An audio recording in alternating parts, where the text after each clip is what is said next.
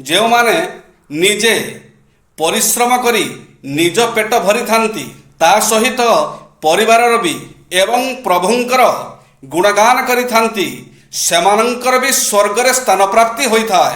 ଏଭଳି ଲୋକମାନଙ୍କ ପାଇଁ ପୃଥିବୀ ବି ସ୍ୱର୍ଗଠାରୁ କମ୍ ନୁହେଁ, କାରଣ ତାଙ୍କ ଆତ୍ମାକୁ ଶାନ୍ତି ମିଳିଥାଏ। ଯାହାର ଆତ୍ମାକୁ ଶାନ୍ତି ମିଳିଥାଏ ତାଠାରୁ ବଡ଼ ସ୍ୱର୍ଗ ଆଉ କ'ଣଟା ହୋଇପାରିବ। ଲାଇଫରେ ସବୁବେଳେ ନିଜେ ନିଜକୁ ଭଲ ପାଅ, କାହାଠାରୁ କିଛି ଆଶା କରନି, କାରଣ ସବୁ ଆଶା ଯେ ଆପଣଙ୍କର ପୂରଣ ହେବ ତାର କିଛି ମାନେ ନାହିଁ।